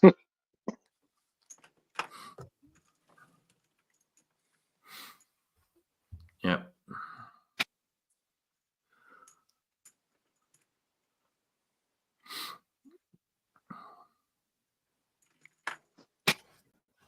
So, plan on shooting some of that 22 and ordering more? Yeah, I plan on trying to get out there. Hopefully, it's sometime this week. Depending how I feel. Try to get out there, sight in a different firearm with the 22 because I have a 22 conversion kit. So we'll try and get that sighted in, and then we'll try to shoot a couple challenges. There's a couple different ones out there, so we'll try and do that. All right. Now, what do you got for 22s? You said you got a conversion kit, but I believe last time you said you had a 22. Yeah, so the only actual 22 firearm I have is a 16-inch barrel revolver, the Heritage. Okay.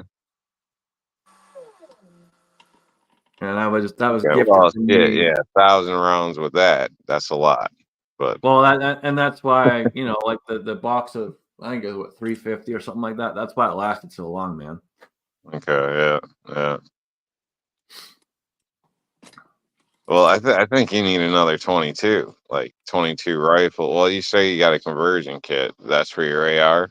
Yeah, that's for the AR. And 22 rifles on the list. It's just the last couple years haven't been the greatest, with the economy and some other shit going on. So Totally understand. Totally understand. Yeah. we're trying to get a few things taken care of. Once they're taken care of, it'll be a little bit easier. All right, I got one, guys. You guys have a nice week. Nice talking to you again. And after a while, I'll try to be on time next week. All right, Stay sounds easy, good, bud. bud. Appreciate Stay you. up, bro. Take care. Have a good week, buddy. So long, Val.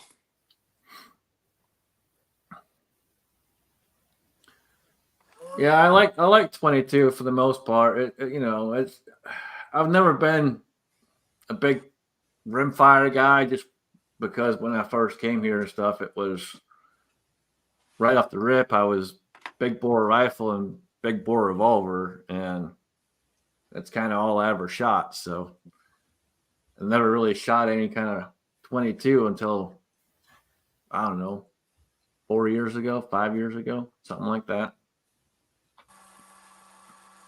Okay. Yeah, I'm the opposite. Where first handgun I shot was like a revolver 22,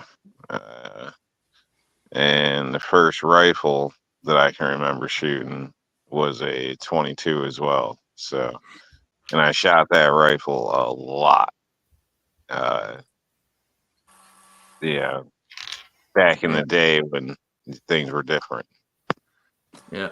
So the first rifle, I think it was a Remington 700, but it was 30-06.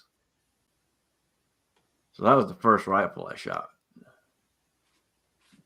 And the first revolver I shot was 44 Magnum, and you know where that went. I fell in love, and my love is still there today. So There's worse things. I mean, who doesn't love 44, man? I mean, it's just a beautiful round. What about you other guys? What was the first thing you guys shot?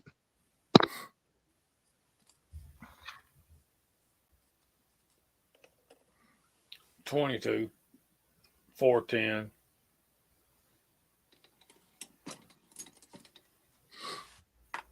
Ruger single 6, 22, 20 gauge shotgun. And I don't remember a rifle. It was probably a 22, but I don't remember. But I remember the shotgun. I remember the pistol.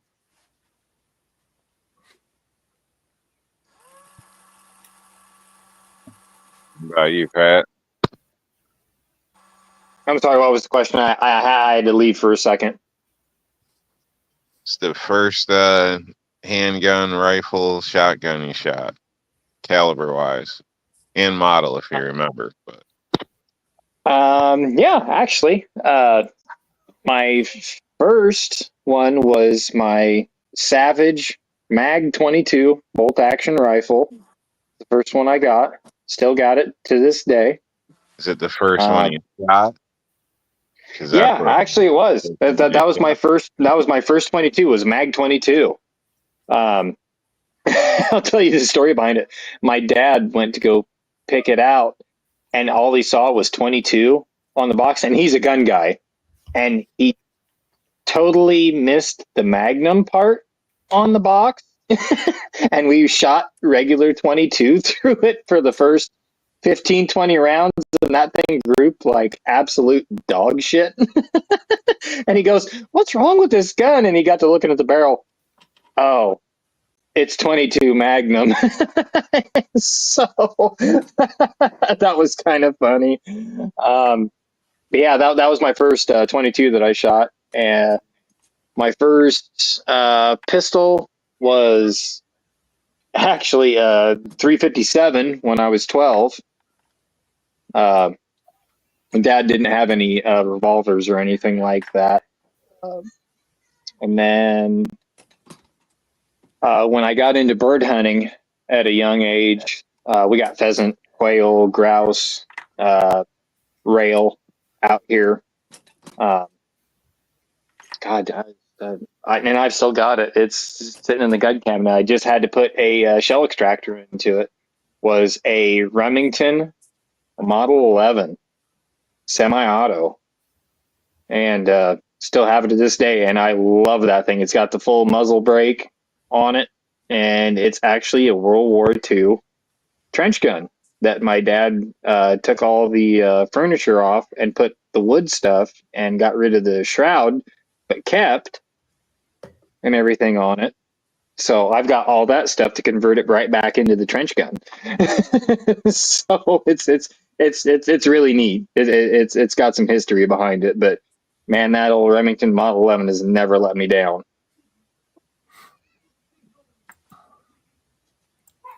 Awesome, man. All right. Well, we'll start going through the room. We'll start with you, Pat. What you got, brother?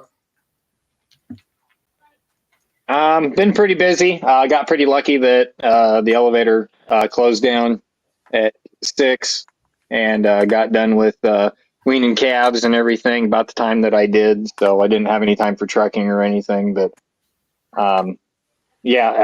hopefully, I know I've been saying this the last couple of weeks, but I need to get that red dot video out. But I just haven't had the time to really go out and do it when there's good light or anything. Not a lot of spare time right now, except for when it gets dark outside. But yeah, so yeah, I've got some videos and everything. I just need to get them finished up, and I just need to get them out. But other than that, yeah, man, go check out everybody on the panel, man. Everybody's got good stuff, and go check out everybody on the side chat because there's a lot of good stuff out there too. So just want to say thanks, Mr. Scotsman, for having me on tonight, and thank you to everybody for putting up with me. You're welcome, man. Always good to have you on. Appreciate you. Yep, Rob, love what it. you got, brother? I got nothing. Thanks for the invite. Thanks for joining us. No Eat a ice cream, no salad. salad, no nothing. Hey, eat a salad, and keep your head on a swivel. Keep your powder Absolutely. dry. Yep. Absolutely. Keep your head in the swivel. CW, what you got, brother? I've got 2 or 3 videos dropping this week. I just uploaded my blackfish fishing video for the season. I've done one every couple years. We pulled the boat yesterday. We had a good fishing day, good season, although it was short. The season's still going on, but the marina shuts the water off. They run fresh water out to the docks. So they shut the water off on the 20th, and that means we can't wash the boat anymore. And blackfishing is really dirty. It's just you're in heavier seas, you're in a much messier bait. and not being able to clean the boat is just not an option. So we fish right up until the end, until they turn the water off, and sometimes we make the trek trailering, but it's a little too far. The boat's a little too big for that, so generally we're done when they shut the water off. So finished that up. We caught a bunch of fish, and posted a quick little video on the season. We did a couple of nice fish. Don't do many fishing videos on the channel, but I do those every year. And I got some more videos on the 45 410, on the 300 hammer, and I think there's something else dropping this week. But to be truth, I made them over a month ago, so I don't remember. But yeah, videos coming on the channel for sure, as long as I'm still on YouTube at least. Yeah, I know you banked those videos up, so we look forward to them. With that being said, folks, we had a good chat, lots of good conversation. Appreciate all out in the side chat. And since my good friend Alan is not available, and I'm gonna go to my other good brother, Jamie, take us out right, man. Okay, y'all know Alan would give y'all some long story about a video that he's not really going to make, and I will invite you to Georgia Shooting Connection on Friday nights at 8 o'clock. He would also tell you to keep your magazines loaded and one in the chamber, but I will tell you to keep both barrels loaded. Woo!